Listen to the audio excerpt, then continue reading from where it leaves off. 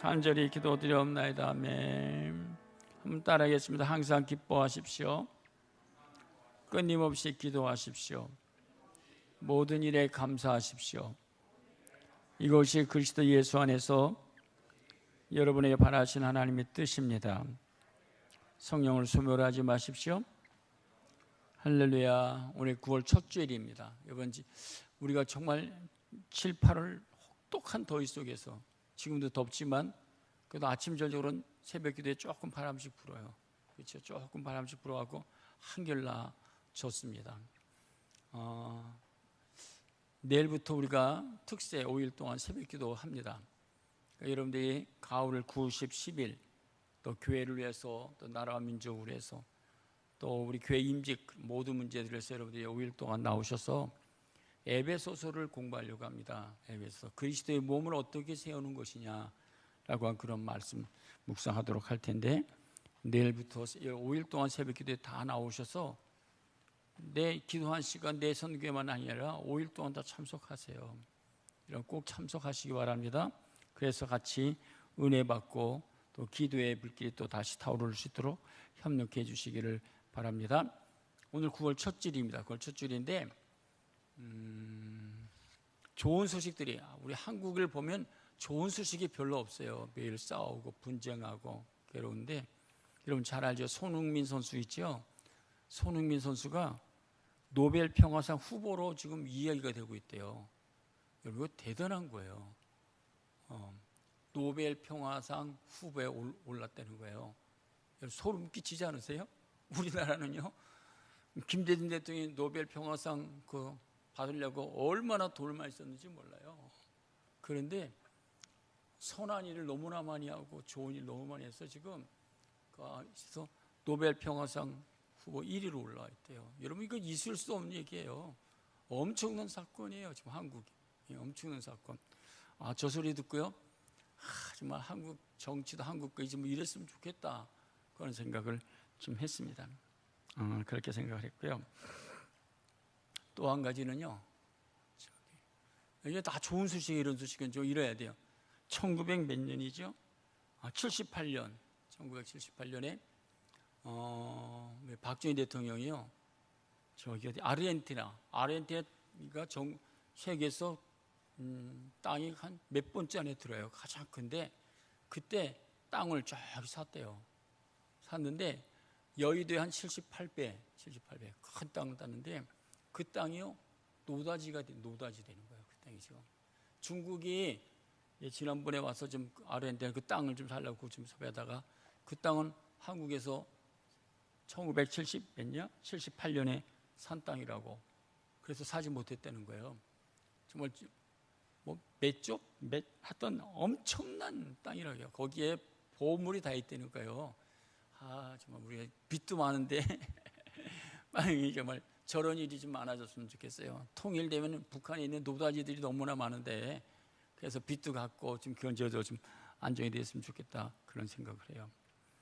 하여튼 우리나라에 좋은 소식이 좀 많이 해서 좀 퍼졌으면 좋겠다 그런 생각을 해요. 이제 우리가 지난주 신명기 8장을 통해서 3번 말씀 묵상했고요. 오늘은 신명기 4장으로 들어와서 설교 제목이 뭐냐면 따라요. 잊어버리지 맙시다. 더 크게 잊어버리지 맙시다. 여러분 10월 3일이 무슨 날인지 아세요? 뭐 초등학생이 아니지만 뭐를 또 물어보냐 그러죠? 10월 4일이 무슨 날이요? 개천절이죠. 개천절은 무슨 날이죠? 이 나라에 세워진 날, 그렇죠? 너무 중요한 날이죠. 정말 중요한 날이요. 또 보세요. 옛날에는요, 그걸 써보시면 더 6.25 그렇게 써서 6.25는 무슨 날인지 아세요?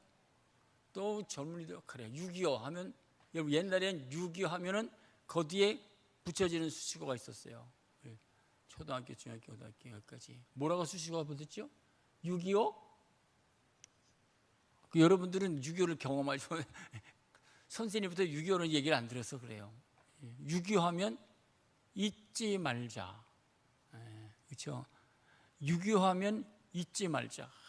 화재 불주하신 분이지. 6.25 하면 잊지 말자. 이게 우리 하여튼 외치는 소리였어요. 근데 여러분 들어보셨어요? 안 들어보셨죠? 6.25 여러분 우리가 북한에서요 쳐들어와서 중국 합작해서 우리가 완전히 지금 우리 전쟁이 폐허가 되고 세계에서 두 번째 그렇게 비참한 나라가 됐죠.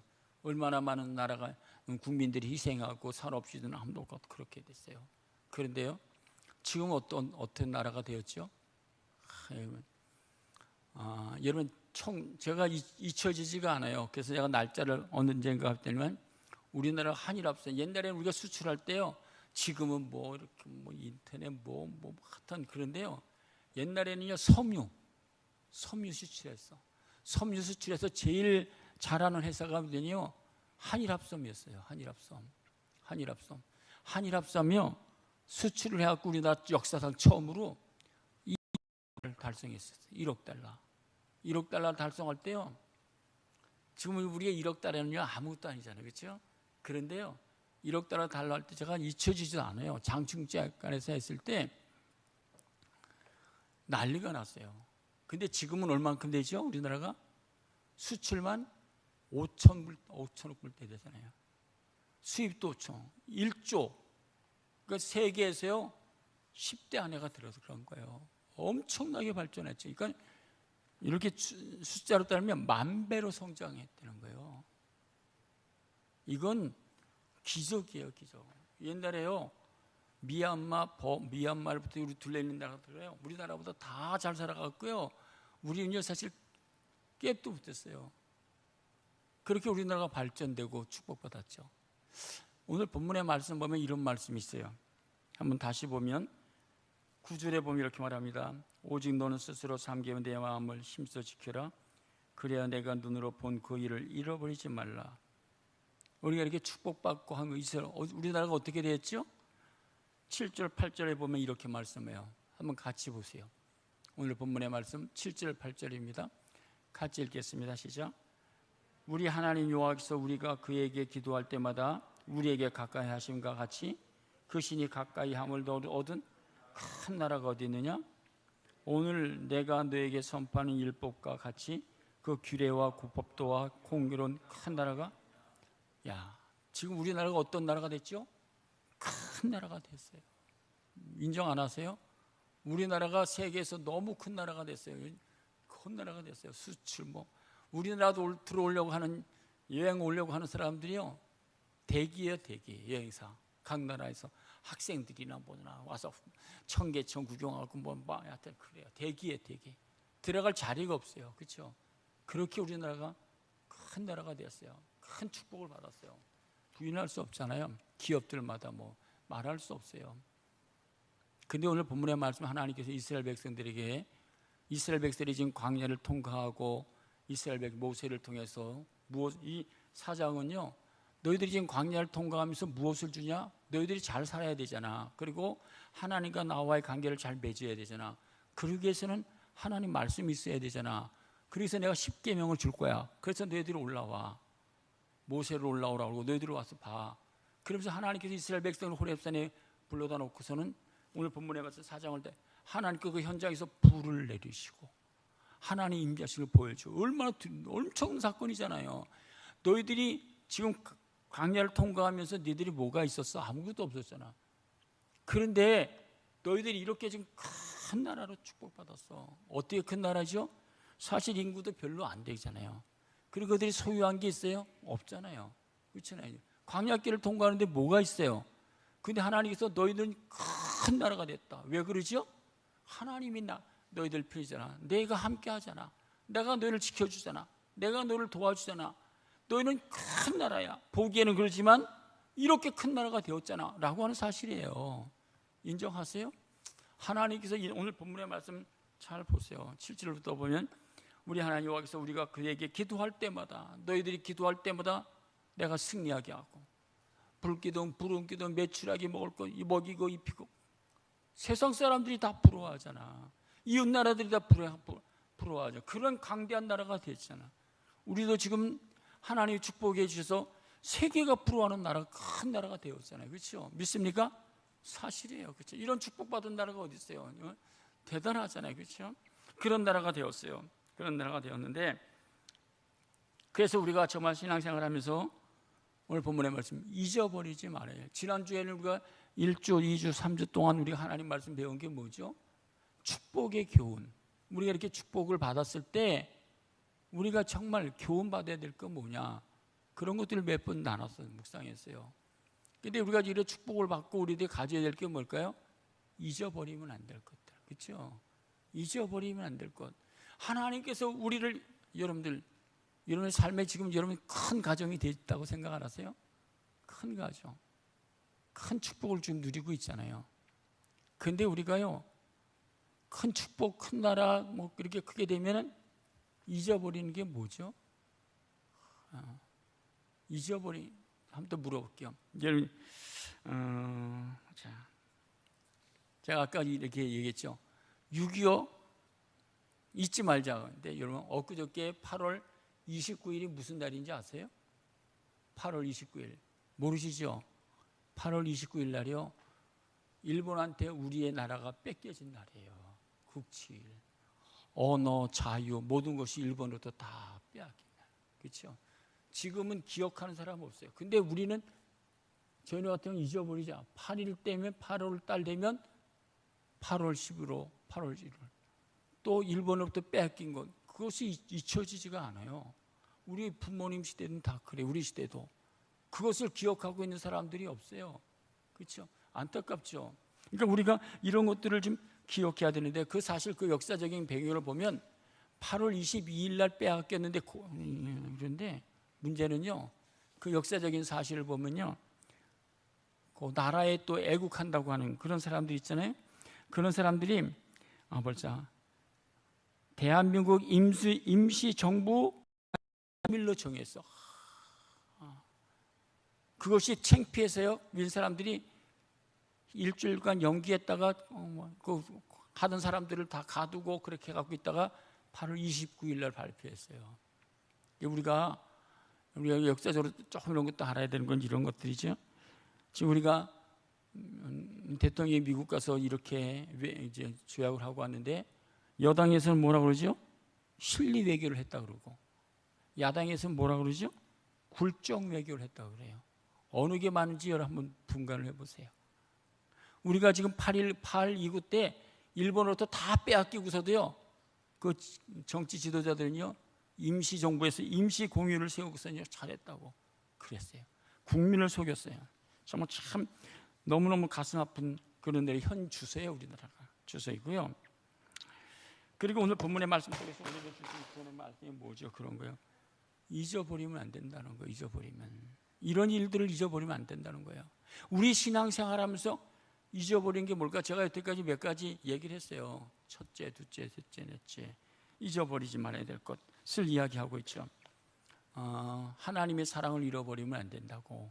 하나님이 이렇게 축복을 해줬는데 하나님의 사랑을 잊어버렸다라고 하는 사실을 이야기하고 했고요. 또 오늘 시대에 우리가 정말 잊어버린 게 뭘까요? 신앙생활하면서 성령을 잃어버리고 있어요.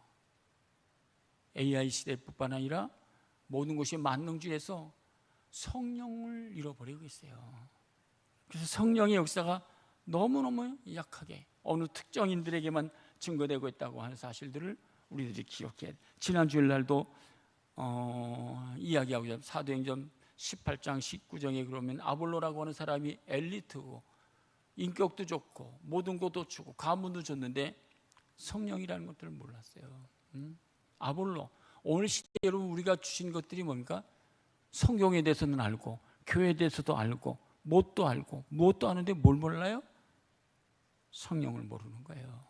성령의 역사하심을 모르고 있다라고 하는 사실들을 우리들이 기억해야 될 말씀이죠. 이런 거죠.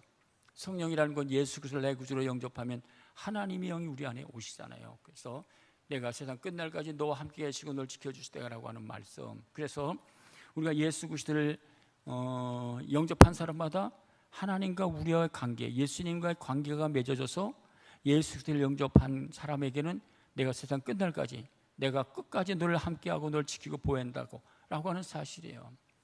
그러면 우리가 예수 그리스도를 영접하고 하나님의 사람이 되었으면 관계를 맺었지만, 그럼 우리가 무엇을 못하죠? 그분과 교제는 없는 거예요. 그분과 친밀함이 없어요. 우리가 보세요. 우리가 결혼 생활해서 가정 생활을 하죠. 아내하고 남편하고 결혼해서 가정을 이뤘어요. 남편이 되고 아내가 돼요. 행복한 비결이 뭐죠? 교제를 잘해야 돼요. 그렇죠? 대화도 하고 무엇도 하고 친밀함을 가져야 행복한 삶이에요. 근데 우리 그리스도인들이요, 나는 그래요. 우리 어떤 면에서는요, 값비싼 구원이고 또 한편에서는 값싼 구원이 됐어요. 인정 안 하세요? 정말 구원이라고는 너무나 가치고 귀한 것인데 오늘의 구원을요, 값싼 구원이 됐어요. 예수 믿으면 구원받는 거야. 그러고서는요, 끝나는 거야. 우리가요, 노원산 훈련소 가면요, 6,000명이 세례를 받아. 들어온 젊은이들 다 세례 받아. 예수를 영접하고 믿고, 총회에서도 교회들마다 가서요, 목사들이 가서 다 세례를 줘요. 어떤 면에서 귀한 곳이면서도요, 값싼 구원이 되는 거예요. 값비싼 구원이면서도 값싼 구원이 됐어요. 그래서 우리들이 살아가면서요, 생활이 어떻게 되죠? 그냥 가치가 없는 거예요. 정말 그것이 보배고 보화라면요, 우리 신앙생활이 어떨까요? 예수의 영접 하나님의 영이 내 안에 계시다라고 하는 그걸 확실히 가지고 우리의 신앙의 삶이 그분과의 친밀함, 친교, 교제가 깊어져요. 그래서 그분을 알아가고 닮아가고 그 안에서 살아가는 풍성함을 누리잖아요. 그런데 우리가 예수를 영접하고 집사가 됐고 목사가 되고 다 됐어. 그런데 그분과의 깊은 교제가 없어, 만남이 없어, 사귐이 없으면 어떨까요? 별로죠. 신앙생활이 별로잖아요. 우리의 신앙의 삶이란 성령이 우리에게 오셔서 하나님의 자녀로 삼아 주셨지만 우리가 삶 속에서 그분과의 친밀한, 그래서 기도를 통해서 하나님 말씀 묵상을 통해서 그래서 하나님 음성을 듣고 그렇게 되면 여러분 우리 신앙생활이 풍성해지는 거예요. 넘치는 거 믿습니까? 신앙생활이에요. 그것이 신앙의 삶이란. 그런데 오늘 그런 것들이 다 약해지고 있다, 잃어버리고 있다라고 하는 사실이죠. 우리가 지난주 시간에 한 가지 더 배웠죠. 오늘 시대에 우리가 잊어버린 회개를 잊어버렸어요. 회개할 줄을 몰라요. 그냥 덤핑 회개, 그냥 무감각해지고 있는 회개가 되고 있다라고 하는 사실을 우리들이 이야기하고, 예수님께서도요, 마태복음 11장 1절에 예수께서 권능을 가장 많이 행하신 고울들이 회개하지 않아요. 우리가 은혜를 받고 축복받고 무엇을 하고 했는데도 회개할 줄을 모르는 무감각한 시대가 됐다라고 하는 그런 말씀. 우리가 계시록 공부를 지금 하다가 중단됐는데 요한계시록 7교회, 5교회 책망받은 교회들이 한 내용이 뭡니까? 회개하지 않는다는 거예요. 교회는 좋고 아름답고 크고 뭉성하고 사람들이 많이 모는데 하나님 보시기에 너희들이 회개하지 않네. 회개할 줄 모른다는 거예요. 그러면서 다 해. 모든 일들을 다 해. 어떨까요?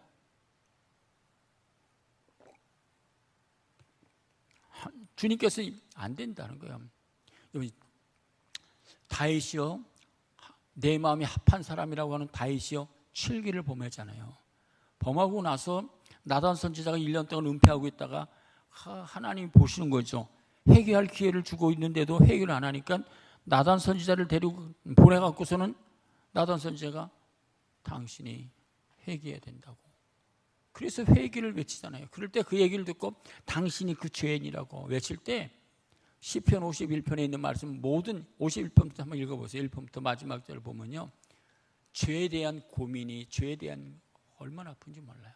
1절부터 보면 하나님이여 주의 인재를 따라 내게 은혜를 베어 주의 많은 궁일된 내 죄악을 좀 치워달라고. 2절, 3절, 4절, 5절 나는 죄악을 말갛게 시키며 내 죄가를 합니다. 내가 주께 한 범죄 주의 학전에 내가 죄악 중에 출생하였으며 나의 죄를 씻어달라. 나의 모든 죄악을 51편에 보면요, 죄에 대해서 전부 다 기록되고 있어요. 시편 7편 2절에 보면 12절에 보면 사람이 회개하지 아니하면 그가 그의 칼을 가시며 그의 활을 이미 당기어 예비하셨다고. 다윗의 시편 51편에 기록된 마지막 보면 하나님께서는 구하시는 것은 상한 심령이라고, 상하고 통회하는 마음을 주께서는 멸시하지 않는다고 그렇게 말씀하고 있어요. 에스겔서 18장 20절, 30절에도 보면 밑에 보면 그런지 그것이 나에게 죄악의 걸림돌이 되지 않도록 그런 말씀을 하고 있어요.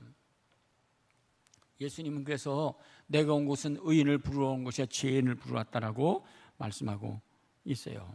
그런 말씀을 하고 있어요. 목사가요, 어저께도 우리가 큐티 하면서 하나님 말씀을 보았어요. 그 말씀에 정말 와서 닿는 게 뭐예요? 회개하라고 하는 그런 말씀. 교회가요, 회개에 대해서, 성령에 대해서, 천국에 대해서 침묵하고 있어요.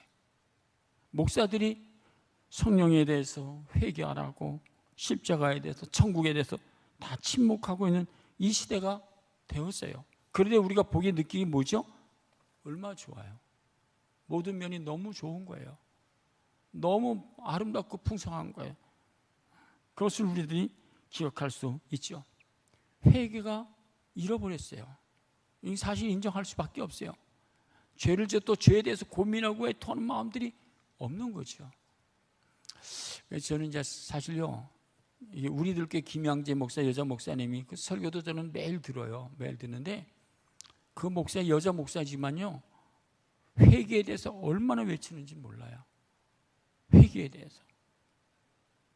교회 중직자들이 무슨 이들이 잘못한 것이 알려지면은 그 교회는 정말 견증을 해. 책벌을 해. 정말 남자 목사님보다 훌륭하다 제가 그렇게 얘기를 하고 있죠. 여러분, 일곱 교회에 보면요, 일곱 교회에 보면 회개하지 아니하면 회개하라, 그렇지 아니하면 회개할 기회를 주었다. 열심으로 회개하라고 하는 말씀이 너무 많이 기록되어 있죠. 그걸 다 잊어버리고 있어요. 왜? 너무 환경이 좋으니까. 너무 좋으니까. 조그만 것에 대해서도 가슴치고 외통할 줄 모르는 것이 오늘 우리들의 모습이에요. 또 한 가지 오늘 현대인들이 잃어버린 게 뭐냐? 전도를 잃어버렸어요. 교회들마다 전도하는 교회가 정말 없죠. 우리도 초창기에는 전도를 열심히 했죠. 제 아내도 열심히 했고 저도 현장에 나가서 하고, 그러다 제 아내가 유방암 걸리면서 전도가 흐물흐물 넘어가서 전도하지를 못해. 그냥 주저앉아 있죠. 교회가 그래서 제자리 걸음하고 약해지는 거죠. 영혼 사랑하는 마음들이 없어졌고 있어요. 여러분, 전도는 뭘까요? 전도는요, 영혼 사랑하는 것이고, 전도는 뭐냐? 전도는 상급이에요. 전도는 뭘까요? 면류관이에요. 다른 거는 봉사, 헌신 이런 것들은 했지만 전도하는 사람들에게는 면류관이 주어져. 그게 성경적이에요. 다니엘서에 보면 이렇게 이야기하고 있어요. 지혜 있는 자는 궁창의 별과 같이 빛날 것이요 많은 사람을 도로에는 별과 같이 영원토록 빛나. 면류관이에요. 전도하는 사람들에게는 상급이 뭡니까? 면류관이 주어져. 정말 그래서 회에 나가서 수고하시는 선교사님들 귀한 거예요. 농어촌 가서 봉사하는 분들은 너무너무 귀한 거예요. 그렇죠? 영혼 사랑 가지고 전도하는 것. 그렇죠? 그래서 사도 바울은 디모데에게도 항상 어떤지 못 얻든지 항상 외쳐야 된다고. 항상 사람이 듣든지 말든지 언제나 외쳐야 된다라고 하는 말씀. 전도는 어떻게 하는 걸까요? 오늘 전도하기 어려운 시대가 되었어요. 왜? 아파트 문도 모두 다. 여러분, 전도하는 사람들을 보면 수고한다 정말 열정이 도전이 받아요? 저렇게 전도하면 안 되는데. 다 그렇죠. 당신 정말 귀하다고. 그렇게 생각하십니까? 그렇지 않아요. 제가 어디 지나가다가 어느 분이 노방에서 계속 막 외쳐요. 그래서 저도 이제 따라 외쳤더니만 당신이 정말 상급이라고, 당신이 너무 귀하다고 그렇게 외쳤어요. 길거리에서 외치는 것이 얼마나 귀한 거예요? 그런 용기가 있으세요? 근데 우리는 그들을요 손가락 질 때가 너무나 많죠. 시대에 맞지 않다고. 저렇게 해서 누가 하느냐고. 옛날에는요 지하철에도 전도들 많이 했어요. 근데 이제는 그런 거 못하는 시대가 됐어요. 들어가기만 하면 벌써 그냥 신고받고 나가라고 그렇게 하죠. 예수님의 전도 방법이 뭘까요? 마가복음 16장 15절에 보면 너희는 온 천하에 다니며 만민에게 복음을 전하라. 에도 막 각 마을을 두루 다니며 곳곳에 복음을 전하며 8장에도 보면 두루 다니며 전도는요 다른 방법이 없어요. 내 발로 다니는 거예요. 그래서 기도하는 거예요. 하나님 오늘 전도할 사람들을 붙여달라고. 사형 CC 가문이 그거예요. 그냥 오늘도 하나님 전도할 영혼들을 붙여달라고. 그러면서 그냥 나가는 거예요. 두루 다니는 거. 우리는 어떻게 해요? 두루 다니지 않. 전 수습됐잖아요. 제자리에 머물러서 뭐 인터넷을 할까 뭐 할까 너무 편하게 전하게. 우리가 전도하는 방법들, 예수님 방법이 뭡니까? 두루 다니는 거예요. 두루 다녀. 그게 예수님의 전도 방법이다라고 하는 사실을 우리들이 기억해야 되겠고요. 오늘 시대에 또 우리가 잊어버린 게 뭘까? 살면서 뭘 잊어버렸죠? 순종을 잊어버렸어요.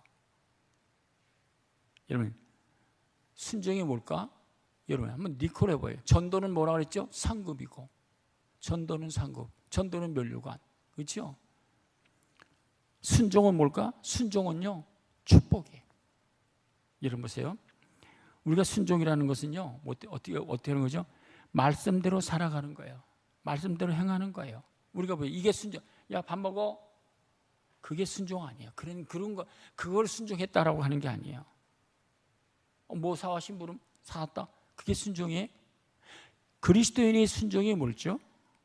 불가능한 것, 현실에 이해가 안 되는 것, 이거 하기 너무 어려운 것, 그것을 감당하는 것, 그게 순종이에요. 대표적인 게 뭐죠? 하나님께서 아브라함을 부르세요.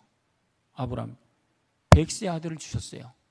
100세 아들 주시고 또 뭐라죠? 야, 아브라함아, 그 이삭을 바쳐. 불가능한 거예요? 가능한 거예요?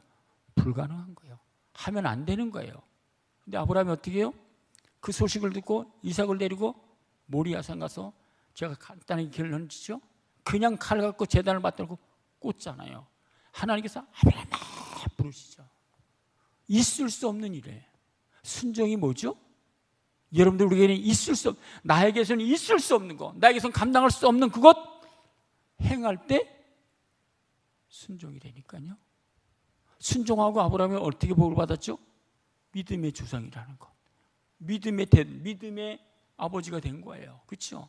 믿음의 축복을 받았다는 거예요.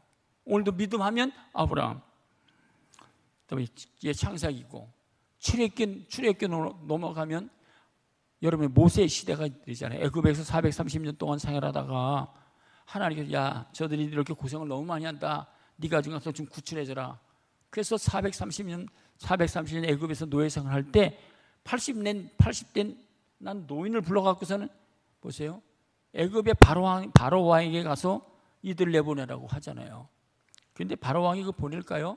그 많은 사람들 노예가 공짜하고 그런데 보낼까요? 안 보내잖아요. 10가지 재앙과 영적인 싸움을 하잖아요. 영적인 싸움을 해서 하나부터 9까지 듣지 않았다가 9가지 마지막 10가지 장자를 하나님께서 장자를 죽이는 그런 벌을 내리심으로 말미암아 그들이 손을 들고 그냥 장자를 내버려 보내잖아요. 그렇죠? 이건 놀라요. 그럴 때 하나님께서 이 모세를 통해서 하나님 함께 하심을 보여주잖아요. 그런데 보세요. 그들이요 200만 명, 300만 명이 많은 사람, 여러분 노인네가 어떻게 할 있어요? 저는 신갈역에 이제 제가 이제 한 번씩 돌잖아요. 산에 올라가 돌면요.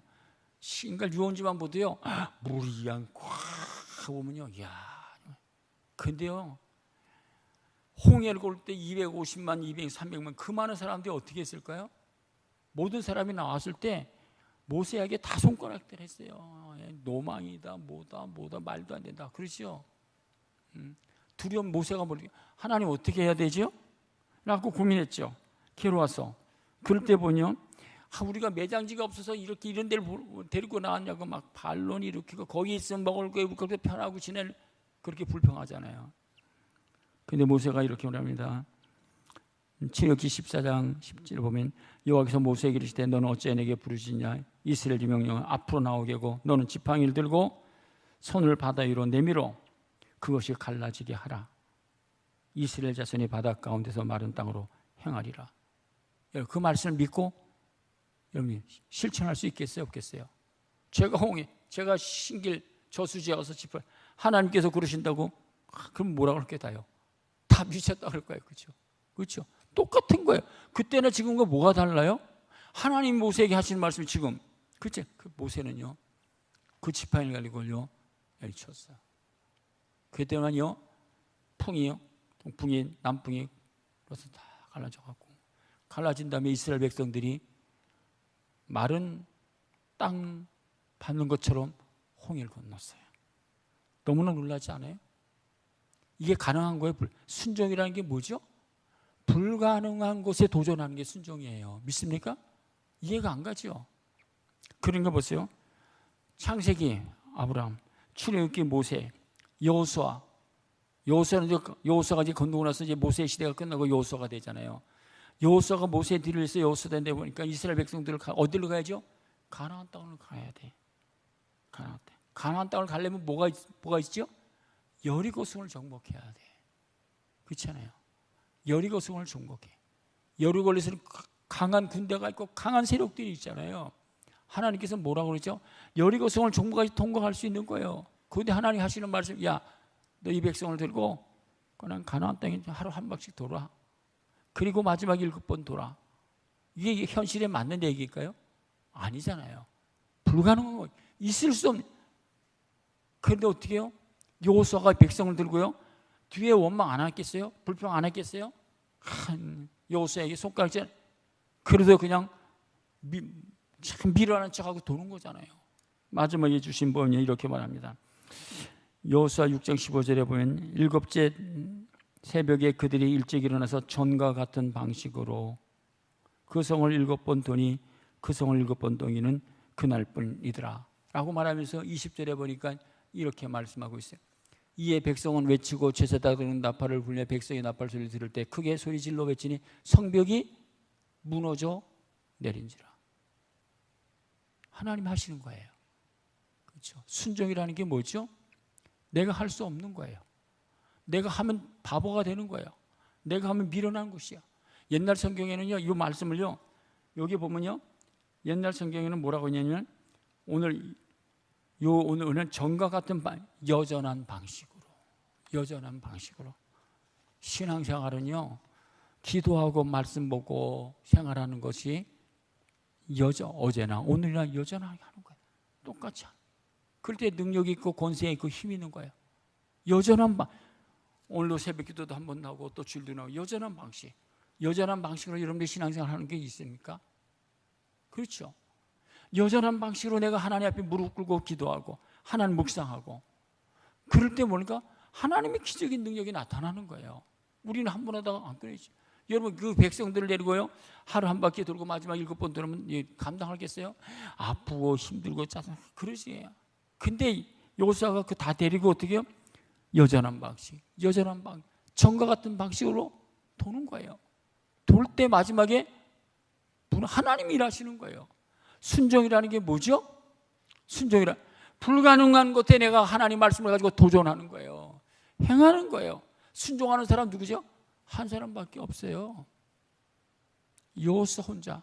다른 사람 일부러 그냥 따라가는 것밖에 없어. 하나님의 일에 정말 순종하는 사람이 얼마나 될까요? 정말 적잖아요. 그 한 사람을 통해서 하나님이 일하시잖아요. 누가복음 5장, 예수님께서 공생 시작하시면서 누가복음 5장에 기록되어 있는 말씀 보면, 예수님이 전도하러 나가시다 보니까 제자들이 많은 사람들이 물고기 잡고 있을 때 예수님께 베드로에게 찾아가서, 야, 내가 고기 잡았느냐? 못 잡았어요. 예수님이 하시는 말씀이 뭐죠? 너 저 깊은 데서 던지라. 그럴 때 베드로는 어부잖아요. 어저께저녁에 밤새도록 고기를 잡았어. 한 마리도 못 잡고 철수하고 그물도 철수하고. 그랬을 때 베드로 하는 고백이 뭐죠? 한번 읽겠습니다. 한번 읽어보세요. 시작.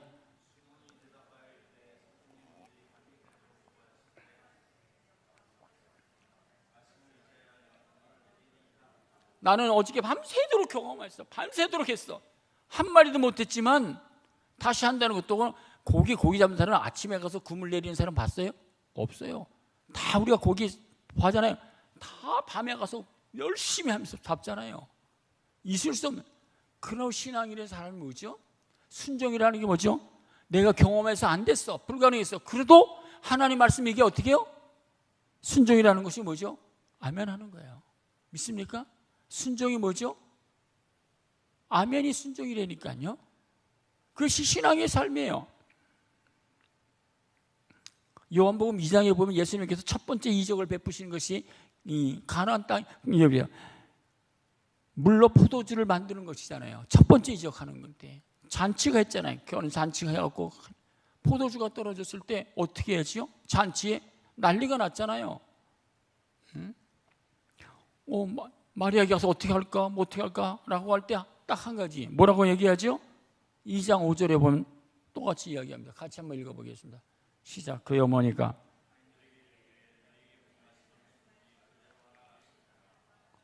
하인들에게 포도주가 떨어져서 난리가 났는데 한 가지 내게 무슨 말씀을 하시든지 어떻게? 무슨 말씀을 하시든지 어떻게 하라? 그대로 하라. 이게 뭐예요? 순종이라니까요. 신앙은 뭐죠? 우리가 기억하지 못하는 것들이 뭐죠? 기억해야 될 게 뭐죠? 고린도후서 5장 7절을 한번 읽겠습니다. 이런 말씀이 있어요. 신앙인의 정로예요. 신앙의 길이에요. 여러분 같이 읽겠습니다. 이는 우리가 믿음으로 행하고 믿습니까? 신앙이 뭐죠? 우리는 믿음으로 행하는 거예요. 믿음으로 걷는 거예요. 믿음으로 아멘하는 거예요. 믿습니까? 안 해. 왜? 한 번도 기적을 체험 못해. 하나님의 일하심을 경험을 못해. 하나님의 능력을 체험하지 못해. 나는 내가 아는 것만, 이해되는 것만, 쉬운 것만, 편한 것만, 그것만 행해. 어떻게 하나님이 일하실까요? 어떻게 하나님 역사하실까? 그러니까 살아계신 하나님을 경험하지 못하는 거예요. 하나님이 내 속에서 일하심을 내가 체험하지 못하는 거예요. 왜? 단단히 순종을 해본 적이 없기 때문에. 다 내 머릿속에서만 순종하기 때문에. 이거 신앙인의 현지소라니까요. 이거 신앙의 삶이에요. 부인할 수 없는 거예요. 마태복음 16장에 보면 예수님께서 제자들을 불러 3년 동안 교육시키고 흘리면서 2년쯤 됐을 때 야 베드로야 사람들이 나를 뭐라고 그래? 세례 요한입니다. 엘리야입니다. 뭐 이적을 배우고 능력을 배울 때 라고 할 때 베드로가 베드로야 너는 나를 누구라? 나도 2년 동안 따라다녔잖아. 그럼 너는 나를 누구라 그래? 이렇게 고백해요. 한번 같이 읽겠습니다. 마태복음 16장 16절에 보면 이렇게 시몬 베드로가 대답하되 주는 그리스도시요 살아계신 하나님의 아들입니다. 여러분 신앙은요 살아계신 하나님을 경험하는 거예요. 살아계신 하나님께 나 기도하는 거예요. 살아계신 하나님 앞에 엎드리는 거예요. 살아계신 하나님을 찬양하는 거예요. 여러분들이 살아계신 하나님을 찬양하고 엎드리 기도해야 어떻게 되는 거죠? 하나님 일하시잖아요. 그것이 신앙의 삶이라니까요. 머리로는 알 수 있지만 안 되는 거예요. 안 하는 거예요. 내가 얼마만큼 하나님 말씀에 순종해 보셨다고 생각해요. 내가 아는 길이네. 찬송가 이런 찬송이 있잖아요. 무슨 찬송이지?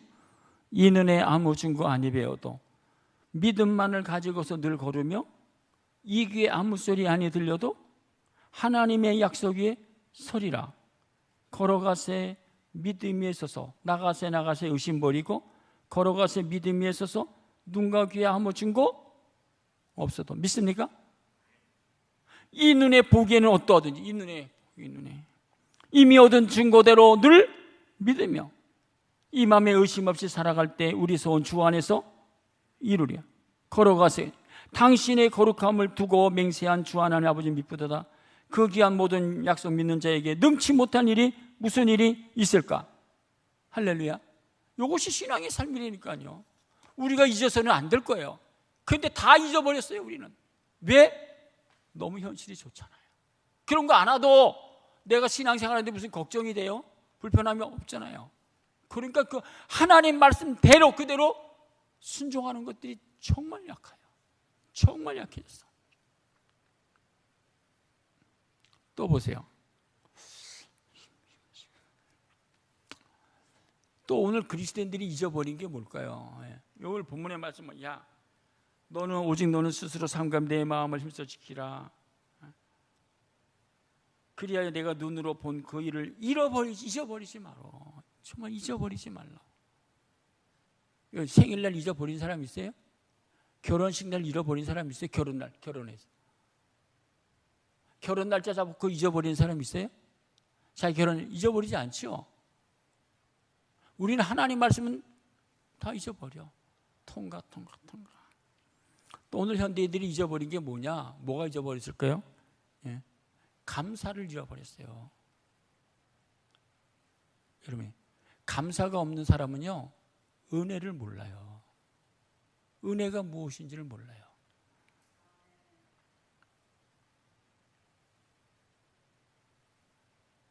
찬송가에 보면 지금까지 지내온 것 주의 크신 은혜를 크네라 한이 없는 주의 사랑 어찌 말하랴 자나깨나 주의 선이 항상 살펴주시고 모든 일을 주 안에서 형통하게 하시네.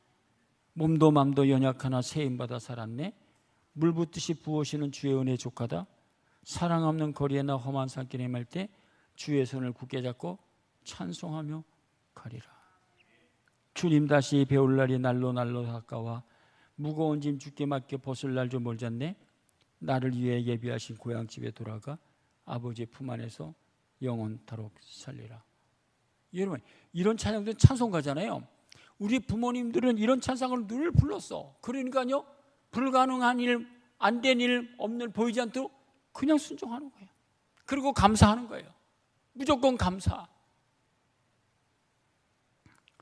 우리가 여기 경배와 찬양 이런 있죠. 내가 누려왔던 모든 것들이, 내가 지나왔던 모든 순간이, 내가 걸어왔던 모든 순간이 당연한 것이 아니라 은혜였어.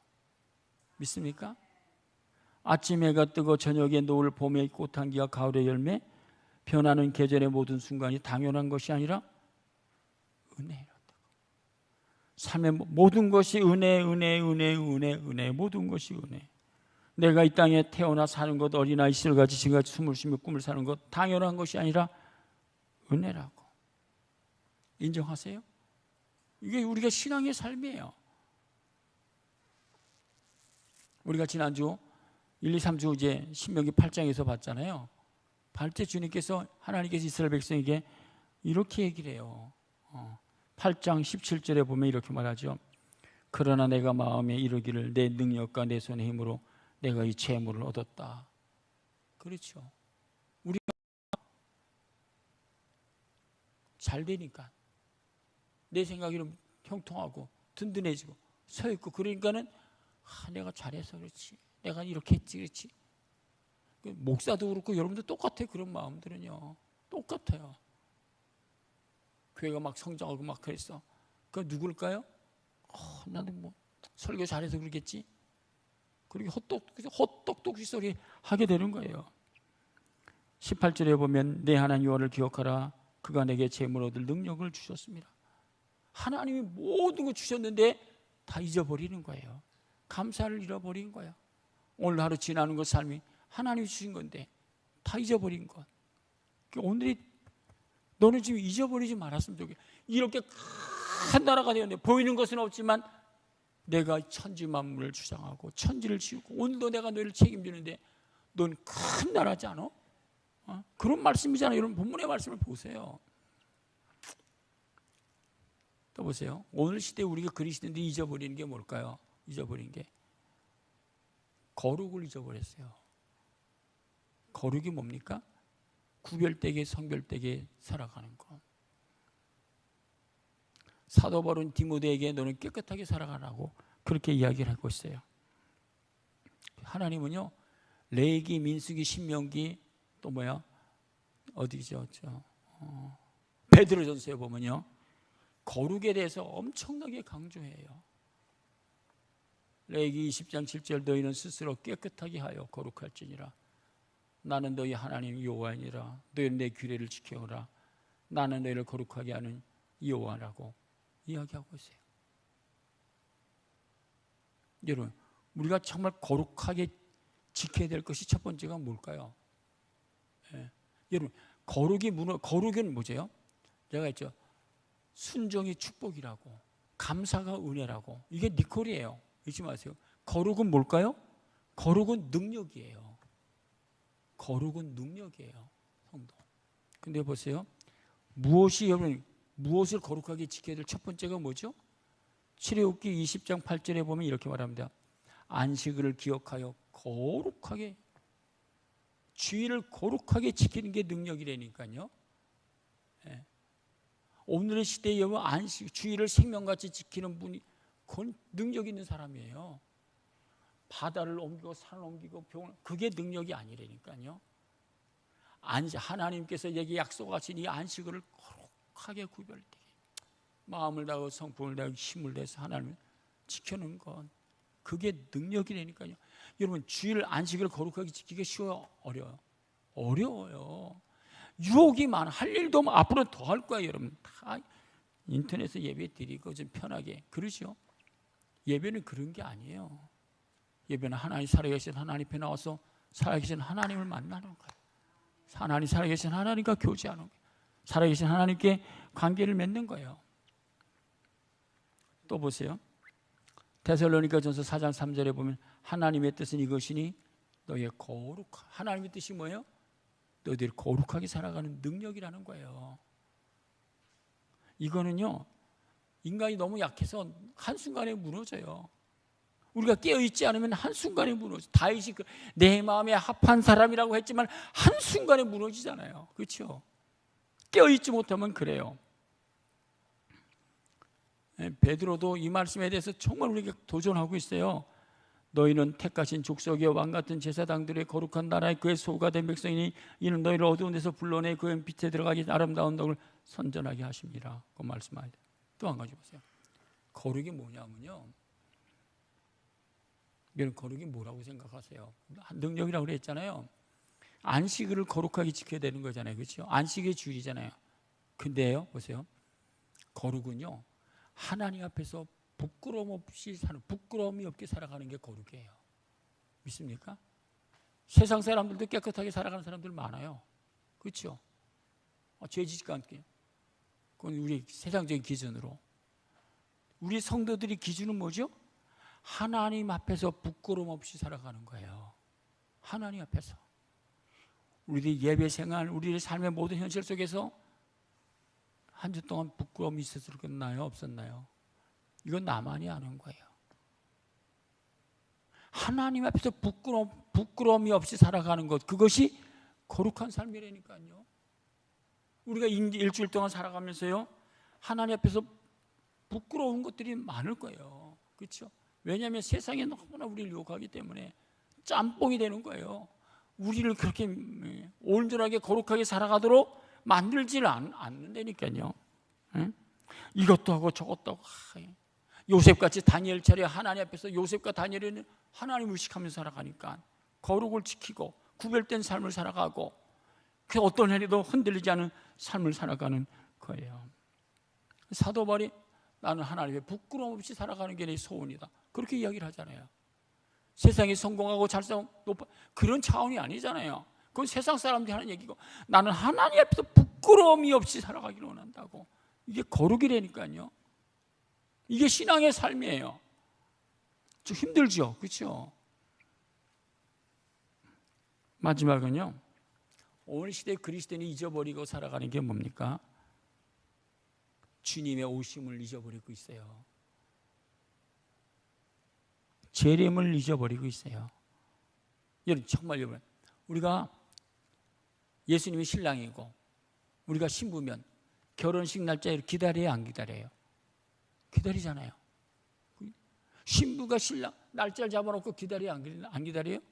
기다리잖아요. 설레고 준비하고 설레고 그러잖아요. 근데 여러분, 정말 우리가 지금 주님이 마지막 시대에 다가왔다. 그러면 주님을 맞이할 수 있는 그런 마음이 조금이라도 간직하고 있으세요?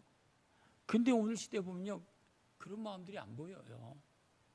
신부가 신랑을 준비하는 모습이 보여요, 안 보여요? 참 준비하잖아요. 그 열심, 집중, 진정 거기에 전심하잖아요. 그런데 오늘은 그러지 못하잖아요. 네? 아니,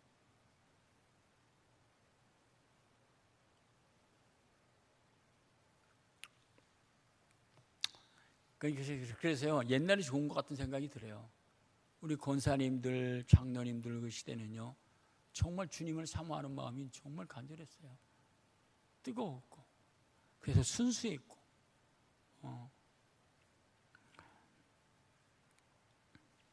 이런 마태복음 25장, 이런 마태복음 28장까지잖아요. 24장에는 마지막 되어질 징조를 이야기하고 있잖아요. 이런 마태복음 24장을 보면요, 이 시대를 느껴져요. 이 시대를 느껴져. 성경을 한번 읽어보시라니까요. 마태복음 24장을 보고 오늘 시대를 보면 아, 이 시대 정말 마지막이구나, 주님 오시 가까이 느껴진다니까요. 성경을 한 번도 안 읽으면 그걸 못 느끼는 거죠. 뭐. 그래서 25장에 보면 너희들이 이렇게 준비한 사람은 세 가지 삶을 살아가야 된다. 그것이 첫 번째가 뭡니까? 거룩한 신부로서 거룩한 신부의 자격을 갖추고 거룩한 기름을 준비해야 하다가 주님 오시는 날 신랑을 맞이해야 된다는 것이 25장 첫 번째예요. 그리고 맡겨진 일에 충성하고 내 이웃들에게 정말 소자라든지 섬기면 살아가려고, 그거예요. 그렇잖아요. 그래서 하시는 말씀이 뭐죠? 마태복음 25장 13절에 그런즉 깨어있으라. 그날 그때를 알지 못한다고. 그날은 오직 아버지만 알고 있다라고 하는 말씀을 하고 있죠. 히브리서 10장 37절에 보면 이런 말씀이 있죠. 잠시 잠깐 후면 오시리가 오시리니 지체하지 아니하리라. 잠시 잠깐 후면, 잠시 잠깐 후면 오시리가 지체하지 않고 오신다고. 계시록 3장 20절에 누구든지 내가 문 밖에서 두드리려니 누구든지 내 음성을 듣고 문을 열면 내가 그 애로 들어가 그런 나로 더불어 먹고 나는 그와 더불어 먹으리라. 그 말씀해주고 있어요. 여러분, 우리가 마태복음 24장 한 번만 읽어보세요. 읽어보시면 오늘 시대하고 다른 게 뭔가 오늘 훨씬 더 진보된 느껴요. 마태복음 24장을 한번 읽어보세요. 가서 오늘 시대가 어떻게 되냐, 소모라 고모라 시대같이 살고 있는지도 몰라요. 서울의 도성, 세계 도성은 음란, 거짓, 불법, 불의, 우상으로 가득 차 있어. 우상으로 가득 차 있어. 노아의 시대. 여러분, 이런 것을 보면서 우리 마음에 이런 마음 가져보셨나요? 사도행전 17장 16절에 보면 바울이 아덴에서 그들을 기다리다가 그 성에 우상이 가득한 것을 보고 마음이 격분했다고. 마음이 격분했다고. 이러다 심판인데, 하나님의 심판인데, 멸망인데 느껴보고 계십니까? 고린도후서 6장 16절에 보면 너무 가슴 아픈 말씀이 있어요. 하나님의 성전과 우상이 어찌 일치가 되리요? 하나님의 성전과 우상이 일치가 되어 있어. 그러니까 뭐 다 똑같은 거죠. 뭐 경각심도 없는 거예요. 그래서 마태복음 24장에 보면 예수님께서 마지막 때 하시면서 하시는 말씀이 뭘까요? 예언하고 있는 말씀이에요. 예수께서 성전에 가실 때 제자들이 성전 건물을 가리켜 보이러 하더니 대답하여 이르시되 너희가 이 모든 것을 보지 못하느냐? 내가 진실로 진실로 너희에게 이르노니 돌 하나도 돌 위에 남지 않고 다 무너뜨리라고. 솔로몬 성전, 헤롯 성전 다 무너질 거라고. 그것을 아무리 얘기해도 들은 사람이 하나도 없었어요. 하나도 없었어. 그게 우리들이 가져야 될 그런 말씀이에요. 오늘 이 시대 우리가 살아갈 경우는 예수님께서 마태복음 사도행전 1장 11절에 보면 야, 내가 이렇게 했다가 지금 올라가, 반드시 올 거야. 요한복음 사도행전 1장 11절에 갈릴리 사람들은 어찌해서 하늘을 쳐다보느냐? 너희 가운데서 하늘로 올라가신 예수는 하늘로 가신 본 그대로 다시 올 거야. 다시 올 거야. 이라고 말씀하고 있어요. 언제 다시 오느냐? 누가복음 12장 40절에 보면 그러므로 너희도 준비하고 있으라. 생각하지 않은 때에 인자가 오리라. 여러분, 한 번씩 생각해 보셨나요? 주님이 언제 오시나 생각해 보셨나요? 주님이 언제 오십니까? 위를 한번 쳐다보셨나요? 56절에 보면 이런 말씀이 있어요. 외식하는 자여, 너희가 천지의 기상은 분간할 줄 알면서 어제 이 시대는 분간하지 못. 너는 왜 이 시대를 왜 이렇게 분간하지 못해? 아모스 3장 17절에 보면 주 여호와께서는 자기의 비밀을 그중 선지자에게 보이지 아니하시고는 결코 행하심이 없으시려다. 여러분, 주님의 발자국 소리가 들려지세요? 느낄 수 있으세요? 주님의 시간이 점점 다가오고 있다는 것을 여러분들이 기억해야 돼요. 신랑 되신 예수께서 다시 오실 때 밝은 등불 나갈 준비됐느냐? 그날 밤에 주님 맞을 등불이 준비됐느냐? 예비하고 예비하라. 우리의 신랑 예수 다시 오실 때 밝은 등불 손에 들고 기쁨으로 주를 맞겠네. 이런 찬양 불러보니 너무 오래됐잖아요. 너무 오래됐어. 감감이 없어. 이거 무슨 주님이 오셔? 주를 나와 맞으라는 소리 들릴 때 기뻐하며 주를 맞이할 수 있느냐? 항상 깨어 기도하며 거룩한 기름 준비하지 않고 주를 맞지 못하리. 이는요, 주님이 오신다고 하는 것은요, 세상의 멸망이라는 거예요. 하나님의 심판이라는 거예요. 여러분, 우리 신앙인의 최대의 소망이 무엇입니까? 주님을 맞이하는 거예요. 주님을 소망하면서 살아가는 거예요. 그래서 데살로니가전서, 베드로전서 보면 하시는 말씀이 다 이런 거예요. 마지막 결론은요, 데살로니가전서 3장도 읽고 베드로전서 마지막에도 보면 그런 말씀이에요. 한번 읽어도 데살로니가전서 3장 13절, 너희 마음을 굳건하게 하고 우리 주 예수 그리스도께서 그의 모든 성도와 강림하실 때에 하나님 우리 주 아버지 앞에서 거룩함에 흠이 없게 하시기를 원하노라. 네가 주님 내가 올 때 거룩하고 흠이 없었으면 좋겠어. 더러워지지 않았으면 좋겠어. 여러분, 이 말씀이요, 데살로니가 전서에 2번, 3번 기록되어 있어요. 사도 바울이 디모데에도 부탁하고 베드로도 이렇게 얘기를 해요. 베드로서 3장 14절에 보면 그러므로 사랑하는 자들아 너희가 이것을 바라보노니 점도 없고 흠도 없이 평강 가운데서 나타나기를 힘쓰라고. 주님이 우리들에게 말씀하고 있는 그런 사실입니다. 우리가 어떠한 사람이 되어야 되겠습니까? 분명한 우리의 찬양이 있죠. 이런 찬양이 있어요. 우리가 자주 불렀던 찬양이에요. 그날이라고 하는 찬양. 그날 모두 변화되리. 예수 모두 상처 치유되리. 이전 것은 지나가리라. 그날 모두 알게 되리. 예수 모든 답을 얻게 되리. 모든 걱정 사라지리. 그날에 천국에서 영원한 기쁨 주어 나누리. 주의 얼굴 뵐 때 승리의 노래 부르리. 그날 주의 얼굴 보리. 주의 크신 은혜 알게 되리. 호련히 변화되리. 그날 자유케 되리. 예수 모든 고통 끝나리. 찬란한 주의 영광 보리라. 그날에 천국에서 영원한 기쁨 주와 함께 나누리. 저도 여러분들도 그날에 주님 앞에 서게 될 때 그날에 주님을 만나는 거예요. 그날에 함께 맞아야 되는 거예요. 그날에 잊지 않고 주님의 오시는 발자국 소리가 들려줬으면 좋겠어요. 저도 그날의 음성을 듣고 여러분도 듣고. 그래서 어떻게 해요? 이걸 잊어버리면 안 돼요. 여러분, 세상에서 다 얻어 성공했어. 마지막 날 그 소리가 들려지지 않는다면 어떨까요? 신앙생활은 어떨까요? 그날에 깨어있는 하나님의 사람 되기를 간절히 축복하며 기도하십시다. 이런 말씀이 너무 무겁죠.